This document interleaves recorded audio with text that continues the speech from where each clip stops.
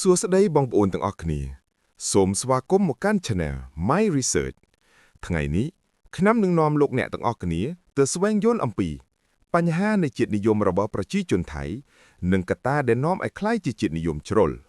ថៃជាប្រជាជាតិមួយនៅតំបន់អាស៊ីអាគ្នេយ៍ដែលមានប្រជាជនប្រមាណជាង70លាននាក់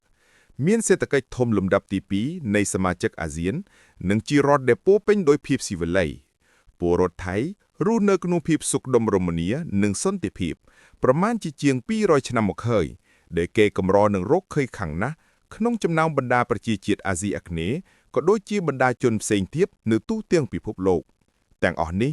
អាចជាចំណែកមួយដែលធ្វើឲ្យប្រជាជនថៃមានមោទនភាពចំពោះខ្លួនឯងដែលបានកើតមកជាថៃរហូតក្លាយទៅជាជាតិនិយមនេះឯងឥឡូវយើងនឹងពិនិត្យមើលលម្អិតពីកត្តាធំៗដែលនាំទៅដល់បញ្ហាជាតិនិយមរបស់ប្រជាជនថៃបន្ថែមទៀតកត្តាទី1គឺជាកត្តាប្រវត្តិសាស្ត្រនៅអត្តសញ្ញាណជាតិប្រជាជនថៃមានមោទនភាពជាតិខ្លាំងណាស់ដោយសារតែមូលហេតុសំខាន់មួយគឺថា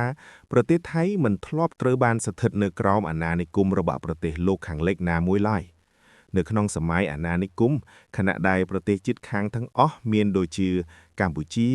ឡាវមីយ៉ាន់ម៉ានិងម៉ាឡេស៊ីត្រូវបានគ្រប់គ្រងដោយបារាំងអង់គ្លេសឬហូឡង់ប៉ុន្តែថៃបានរក្សាឯករាជ្យភាពរបស់ខ្លួនដោយសារការធ្វើទូតនយោបាយដ៏ប៉ិនប្រសប់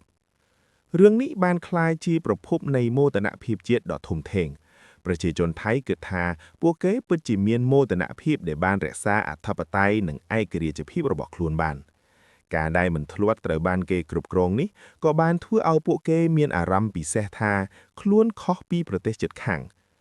នៅឈ្មោះប្រទេសថៃមានសសរស្តម្ភ3ដែលជាមូលដ្ឋាននៃអត្តសញ្ញាណជាតិសសរស្តម្ភទី1គឺជាជាតិនោះការសេចក្តីស្រឡាញ់ជាតិនិងការពារទឹកដីសសរស្តម្ភទី2គឺព្រះពុទ្ធសាសនាដែលជាស្នូលនៃវប្បធម៌ថៃជាង 95% នៃប្រជាជនគឺជាពុទ្ធសាសនិកនិកាយថេរវាទសសរស្តម្ភទី3គឺព្រះមហាក្សត្រស្ថាប័នរាជានិយមត្រូវបានគេគោរពខ្លាំងណាស់និងមានច្បាប់ប្រមាថព្រះមហាក្សត្រដ៏តឹងរ៉ឹងដើម្បីការពារផងដែរសសរស្តម្ភទាំង3នេះត្រូវបានបង្រៀននៅក្នុងសាលារៀននិងលើកទឹកចិត្តដោយរដ្ឋាភិបាលជារៀងរាល់ថ្ងៃកត្តាទី2គឺជាប្រព័ន្ធអប់រំនិងការផ្សាយប្រព័ន្ធអប់រំថៃមានតួនាទីយ៉ាងសំខាន់ក្នុងការកសាងជាតិនិយមរៀងរាល់ព្រឹកសិស្សានុសិស្សនៅតាមសាលារៀនទាំងអស់ត្រូវឈរគោរពទង់ជាតិច្រៀងចម្រៀងជាតិនិងប្រកាសស្ប័ត្រស្នេហ៍ជាតិនៅក្នុងសៀវភៅសិក្សាប្រវត្តិសាស្ត្រថៃត្រូវបានបង្រៀនតាមទស្សនៈមួយដែលតែងតែបង្ហាញថាថៃជាប្រជាជាតិមួយដែលមានដ៏អរិយធម៌ខ្ពស់ការប្រៀបធៀបជាមួយនឹងប្រទេសជិតខាងតែងតែលេចឡើងជារឿយៗឧទាហរណ៍កម្ពុជាត្រូវបានគេនិយាយថាធ្លាប់ត្រូវបានគ្រប់គ្រងដោយបារាំងនិងនៅសប្តាហ៍ថ្ងៃនេះមានការអភិវឌ្ឍយ៉ាងយឺតយ៉ាវប៉ុន្មានឆ្នាំមកនេះប្រព័ន្ធផ្សព្វផ្សាយថៃបានពង្រឹងអារម្មណ៍ជាតិនិយមកាន់តែខ្លាំងជាពិសេសនៅពេលមានជម្លោះអន្តរជាតិប្រព័ន្ធផ្សព្វផ្សាយថៃទាំងទូរទស្សន៍វិទ្យុកាសែតនិងប្រព័ន្ធផ្សព្វផ្សាយសង្គមផ្សេងទៀតតែងតែបង្ហាញព័ត៌មានដែលលើកទឹកចិត្តដល់អារម្មណ៍ស្នេហ៍ជាតិនៅពេលមានជម្លោះអន្តរជាតិប្រព័ន្ធផ្សព្វផ្សាយតែងតែបង្ហាញតែជ្រុងមួយនៃរឿងប៉ុណ្ណោះដែលលើកតម្កើងនៅជំហរថៃនិងរិះគន់ភាគីម្ខាងទៀតកត្តាទី3គឺជាកត្តាភូមិសាស្ត្រនិងភូមិសាស្ត្រនយោបាយប្រទេសថៃស្ថិតនៅចំកណ្ដាលតំបន់អាស៊ីអាគ្នេយ៍ហើយមានព្រំដែនរួមជាមួយប្រទេសជាច្រើនមានដូចជាមីយ៉ាន់ណាឡាវកម្ពុជានិងម៉ាឡេស៊ីក្នុងប្រវត្តិសាស្ត្រថៃមានជម្លោះព្រំដែននិងទឹកដីជាមួយប្រទេសជិតខាងទាំងអស់នេះជម្លោះសំខាន់រួមមានជាមួយកម្ពុជាជាជម្លោះដណ្ដើមប្រាសាទព្រះវិហារដែលបានបន្តរាប់ទសវត្សរ៍មកហើយរហូតមានការប្រយុទ្ធគ្នាដោយប្រដាប់អាវុធនៅឆ្នាំ2008ដល់2011ជម្លោះដែនកោះនិងជម្លោះតាមតំបន់ព្រំដែនផ្សេងទៀតផងដែរជាមួយឡាវជាជម្លោះដណ្ដើមទឹកដីនិងកោះតាមតំបន់ទន្លេមេគង្គជាមួយមីយ៉ាន់ម៉ាជាបញ្ហាជនភីសាការជួញជាមនុស្សនិងជម្លោះព្រំដែន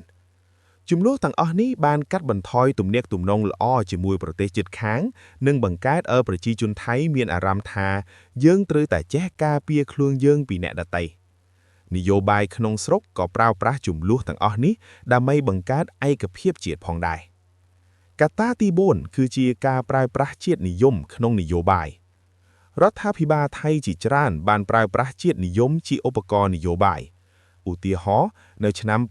2008ជំនួសប្រាសាទព្រះវិហារបានជួយឲ្យរដ្ឋាភិបាលថៃពេលនោះបង្វែរការយកចិត្តទុកដាក់របស់ប្រជាជនថៃពីបញ្ហាអំពើរករលួយនិងវិបត្តិនយោបាយផ្ទៃក្នុងក្រុមអ្នកនយោបាយជាច្រើនប្រើសាររាជនិយមជ្រុលនិយមដើម្បីទទួលបានការគាំទ្រយោធាថៃដែលធ្លាប់ធ្វើរដ្ឋប្រហារជាច្រើនលើកច្រាំងសារតែងតែលើកឡើងថាពួកគេធ្វើដើម្បីការពារឯកភាពជាតិជាពិសេសកាលពីឆ្នាំ2014រដ្ឋប្រហារយោធាបានកើតឡើងហើយរបបយោធាបានប្រើប្រាស់ជាតិនិយមដ៏ខ្លាំងក្លាដើម្បីស្អំចិត្តសាធារណជន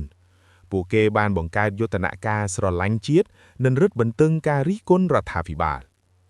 កត្តាទី5គឺជាកត្តានាំទៅការคล้ายទៅជាជ្រុលនិយមរបស់ប្រជាជនថៃមួយចំនួនក្នុងពេលបច្ចុប្បន្នជាតិនិយមថៃមានទំនោរคล้ายទៅជាជ្រុលនិយមកាន់តែខ្លាំងមូលហេតុមានដូចជា1ប្រព័ន្ធផ្សព្វផ្សាយសង្គម Facebook, Twitter និង TikTok បានធ្វើឲ្យមតិជ្រុលនិយមមានការរីករាលដាលលឿនណាស់ក្រុមមនុស្សដែលមានគំនិតជាតិនិយមខ្លាំងអាចប្រមូលផ្ដុំគ្នាតាមអនឡាញនិងជំរុញមតិសាធារណជនឲ្យមានភាពជ្រុលនិយមបន្ថែមទៀតពួកគេតែងតែបង្ហាញមតិដែលខុសពីការពិតឬក៏វាយប្រហារអ្នកដែលមានគំនិតផ្សេង2សេដ្ឋកិច្ចសកលលោកនិងការបាត់បង់វប្បធម៌ថៃកំពុងតែបើកទម្លាយចំដំណើរទៅសេដ្ឋកិច្ចសកលលោកមានភ្ញៀវទេសចរបរទេសរាប់លាននាក់មកកាន់ប្រទេសថៃជារៀងរាល់ឆ្នាំហើយវប្បធម៌បរទេសជាពិសេសវប្បធម៌អាមេរិកនិងកូរ៉េមានឥទ្ធិពលខ្លាំងលើយុវជនថៃបញ្ហានេះបានធ្វើឲ្យក្រុមមនុស្សមួយចំនួនមានអារម្មណ៍คล้ายថាវប្បធម៌ថៃនឹងបាត់បង់នៅថ្ងៃណាមួយពួកគេចង់ការពារអត្តសញ្ញាណថៃពីឥទ្ធិពលរបស់បរទេសការនេះនាំឲ្យមានចលនាដែលជំរុញឲ្យប្រើប្រាស់ភាសាថៃពាក់សម្លៀកបំពាក់ថៃនិងប្រកាន់វប្បធម៌ថៃប្រពៃណីដោយកញ្ចប់ខ្ជួង3ការប្រកួតប្រជែងក្នុងតំបន់ប្រទេសជិតខាងដូចជាវៀតណាមនិងកម្ពុជាកំពុងតែអភិវឌ្ឍសេដ្ឋកិច្ចយ៉ាងលឿនឡើងថៃដែលធ្លាប់ជាប្រទេសអភិវឌ្ឍបំផុតក្នុងតំបន់អាស៊ីអាគ្នេយ៍ឥឡូវនេះកំពុងតែប្រឈមមុខនឹងការប្រកួតប្រជែងខ្លាំងការនេះបានបង្កើតអារម្មណ៍គំនាមកំហែងថាថៃកំពុងតែបាត់បង់ទីតាំងឈរជើងរបស់ខ្លួនដូច្នេះជាតិនិយមក៏คล้ายទៅជាមធ្យោបាយមួយដើម្បីលើកទឹកចិត្តប្រជាជនឲ្យប្រកួតប្រជែងជាមួយប្រទេសជិតខាង4ក្រុមជ្រុលនិយមនៅលើអ៊ីនធឺណិតមានក្រុមជ្រុលនិយមជាច្រើននៅលើអ៊ីនធឺណិតដែលរីករាលដាលសារនៃការស្អប់ក្បោមចំពោះប្រទេសជិតខាងពួកគេប្រើរូបភាពវីដេអូនិងសារជាច្រើនដើម្បីផ្សព្វផ្សាយមតិជ្រុលនិយមពួកគេតែងតែបំភ្លេចប្រវត្តិសាស្ត្រនិងបង្កើតរឿងក្លែងដើម្បីលើកទឹកចិត្តឲ្យមានការស្អប់ក្បោមខាងក្រោមនេះជាឧទាហរណ៍ជាក់ស្ដែងមួយចំនួននៃជាតិនិយមជ្រុលនិយមរបស់ថៃ1ជំលួតប្រាសាទព្រះវិហារនៅឆ្នាំ2008ដល់2011នៅឆ្នាំ2008តុលាការអន្តរជាតិបានសម្រេចថាប្រាសាទព្រះវិហារជារបស់កម្ពុជាក្រោយពីសាលក្រមនេះបានសម្រេចរួចមកក្រុមជ្រុលនិយមថៃគឺមិនព្រមទទួលជាដាច់ខាតមានការផ្ទុះការតវ៉ាធំជាច្រើននៅទីក្រុងបាងកកហើយក៏មានការប្រយុទ្ធគ្នាដោយប្រដាប់អាវុធនៅតាមបណ្ដោយព្រំដែនរវាងទាហានថៃនិងកម្ពុជាផងដែររហូតបណ្ដាលឲ្យមានអ្នកស្លាប់និងរងរបួសជាច្រើនប្រព័ន្ធផ្សព្វផ្សាយថៃបានផ្សាយសារនៃការស្អប់ក្បើមចំពោះកម្ពុជាត្រូវបាននិយាយថាលួចប្រាសាទថៃទោះបីជាប្រាសាទនេះស្ថិតនៅក្នុងទឹកដីកម្ពុជាជាង1000ឆ្នាំមកហើយក៏ដោយ2ការវាយប្រហារអ្នកនិយាយភាសាខ្មែរមានករណីជាច្រើនដែលកម្មករខ្មែរនៅថៃត្រូវបានវាយប្រហារដោយសារតែពួកគេនិយាយភាសាខ្មែរក្រុមជ្រុលនិយមថៃមើលឃើញពួកគេជាអ្នកលួចការងារនិងការគំនាមកំហែងសន្តិសុខជាតិ3យុទ្ធនាការប្រឆាំងនឹងជនបរទេសមានយុទ្ធនាការតាមអ៊ីនធឺណិតជាច្រើនដែលជំរុញឲ្យប៉ាន់បដិសេធជនបរទេសជាពិសេសអ្នកមកពីប្រទេសជិតខាងពួកគេនិយាយថាជនបរទេសកំពុងតែលួចធនធានថៃនិងបំផ្លាញវប្បធម៌ថៃកត្តាទី6ការលើកទឹកចិត្តជាតិនិយមដោយរដ្ឋាភិបាលថៃបានបង្កើតគោលនយោបាយជាច្រើនដើម្បីលើកទឹកចិត្តជាតិនិយម1ថ្ងៃពិធីបុណ្យជាតិមានថ្ងៃបុណ្យជាតិជាច្រើននៅក្នុងប្រទេសថៃដែលបានលើកទឹកចិត្តនឹងអារម្មណ៍ស្នេហ៍ជាតិនៅថ្ងៃទាំងនោះប្រជាជនត្រូវពាក់សម្លៀកបំពាក់ពណ៌ជាតិនិងចូលរួមក្នុងពិធីបុណ្យផ្សេងៗដែលរដ្ឋបានរៀបចំ2 ច្បាប់ការពារស្ថាប័នរាជានិយមថៃមានច្បាប់អុករិកក្រមប្រមាថព្រះមហាក្សត្រដ៏តឹងរឹងបំផុតក្នុងពិភពលោកនរណាដែលរិះគន់ព្រះមហាក្សត្រអាចត្រូវជាប់ពន្ធនាគាររហូតដល់15ឆ្នាំច្បាប់នេះក៏ត្រូវបានប្រើប្រាស់ដើម្បីបិទសម្លេងអ្នករិះគន់រដ្ឋាភិបាលផងដែរ 3. យុទ្ធនាការភាពជាថៃរដ្ឋាភិបាលបានបង្កើតយុទ្ធនាការជាច្រើនដើម្បីលើកទឹកចិត្តភាពជាថៃការនេះរួមមានការលើកទឹកចិត្តការប្រើប្រាស់ផលិតផលថៃពាក់សម្លៀកបំពាក់ថៃនិងប្រកាន់វប្បធម៌ថៃប្រពៃណីដោយខ្ជាប់ខ្ជួងកត្តាទី 7 ផលប៉ះពាល់នៃជាតិនិយមជ្រុលនិយមជាតិនិយមបែបជ្រុលនិយមមានផលប៉ះពាល់អវិជ្ជមានជាច្រើនរួមមាន 1. បង្កជម្លោះក្នុងតំបន់ជាតិនិយមជ្រុលនិយមបានធ្វើឲ្យទំនាក់ទំនងរវាងថៃនិងប្រទេសជិតខាងកាន់តែអាក្រក់វាបង្កើតរបាំងក្នុងការសហការក្នុងតំបន់និងបង្កើតបរិយាកាសនៃការសង្ស័យគ្នាទៅវិញទៅមក 2. រារាំងលទ្ធិប្រជាធិបតេយ្យជាតិនិយមបានប្រើប្រាស់ដើម្បីបិទសម្លេងអ្នករិះគន់រដ្ឋាភិបាលនរណាដែលរិះគន់រដ្ឋាភិបាលឬនយោបាយថៃត្រូវគេចោទប្រកាន់ថាមិនស្នេហ៍ជាតិឬក្បត់ជាតិ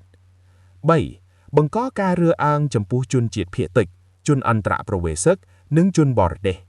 ពួកគេមើលឃើញជាមនុស្សខាងក្រៅដែលគំនាមកំហែងចំពោះសង្គមថៃ 4. រារាំងការអភិវឌ្ឍសេដ្ឋកិច្ច